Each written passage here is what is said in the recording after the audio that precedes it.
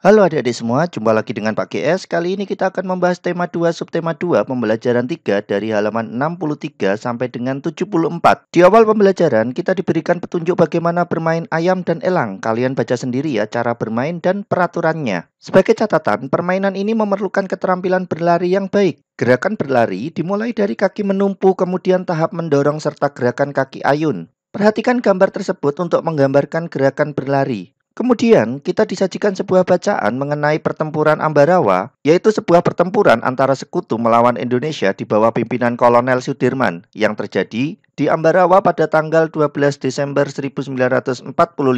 Kemudian, kita diminta melengkapi peta pikiran. Di sini Pak GS jawab, apa yang terjadi pada bacaan di atas? Mengapa pertempuran Ambarawa terjadi? Siapa pemimpin pasukan Indonesia di pertempuran Ambarawa? Bagaimana cara pasukan Indonesia melawan sekutu? Kapan pasukan sekutu mendarat di Semarang? Dan di mana pertempuran Ambarawa terjadi? Kalian buat sendiri versi kalian ya. Lalu tukarkan peta pikiran kalian dengan teman kalian agar diidentifikasi apakah sudah merupakan kalimat efektif atau tidak. Kemudian di halaman 67 kita diminta menjawab pertanyaan dari bacaan di atas. Apa saja upaya yang dilakukan oleh rakyat di Ambarawa untuk mempertahankan kemerdekaan Indonesia? Jelaskan. Yang dilakukan adalah bertempur dengan taktik gelar supit urang, yaitu mengepung musuh dari dua sisi. Lalu, bagaimana pendapatmu tentang upaya yang telah dilakukan? Menurut saya, itu taktik pertempuran yang cerdas karena dilakukan dengan taktik khusus yang mampu mengalahkan musuh sehingga wilayah Ambarawa berhasil dipertahankan. Kemudian pertanyaan ketiga, bagaimana pendapatmu tentang sikap tentara Nica yang melanggar kesepakatan?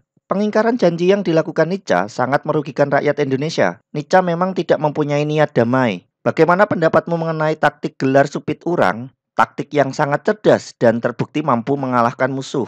Sikap apa saja yang dapat kamu pelajari dari para pahlawan yang berjuang di Ambarawa? Persatuan yang kuat, pantang menyerah, dan mau berdamai walau pernah dikhianati. Terakhir, bagaimana kamu bisa menerapkan sikap tersebut dalam kehidupan sehari-hari? Yaitu dengan cara tidak memilih-milih teman, belajar dengan giat, dan mampu bekerja sama dengan orang lain. Selanjutnya, di halaman 69 disajikan bacaan tentang hiena yang merupakan hewan terpintar di dunia. Hiena dikategorikan hewan pintar karena tindakan yang diambil untuk memecahkan masalah, dan hiena juga dapat berhitung dalam tanda kutip. Nah, bagaimana cara hiena mempertahankan diri dan wilayahnya? Hiena akan memanggil teman mereka lalu mengusir hewan lain yang masuk ke wilayahnya secara bergerombol. Lalu, apa perbedaan hiena dengan hewan lainnya dalam mengatasi masalah? Hiena mampu menghitung penyusup di wilayahnya dan memperkirakan jumlah rekan yang dibutuhkan untuk menghadapinya. Kemudian kita diminta menulis kesimpulan dari bacaan di atas. Di sini Pak GS contohkan, hiena cerdas dalam mengatasi masalah. Mereka mampu menghitung, memperkirakan, dan memperbaiki kesalahan percobaan. Kerjasama mereka dalam menghadapi musuh perlu ditiru. Kemudian kita ditunjukkan adaptasi atau penyesuaian diri dari beberapa hewan. Di sini ada belalang sembah dengan kamuflasenya, yaitu bentuk dan warna menyerupai lingkungannya. Ada bunglon dengan kemampuan mimikri, yaitu merubah warna kulit sesuai dengan lingkungannya. Ada cicak dengan adaptasinya autotomi, yaitu memutuskan bagian tubuhnya. Dan ada terenggiling yang menggulungkan tubuhnya untuk melindungi diri. Kemudian kita diminta melengkapi tabel adaptasi. Yang pertama ada cumi-cumi. Cumi-cumi beradaptasi dengan mengeluarkan tinta hitam ketika ada bahaya yang mengancamnya. Kemudian ada walang sangit yang mengeluarkan bau busuk saat terancam bahaya. Dan ada siput yang masuk ke dalam cangkang untuk melindungi diri dari musuhnya. Kemudian di akhir pembelajaran kita diminta melengkapi peta pikiran mengenai adaptasi tersebut. Di sini Pak GS tuliskan seperti ini.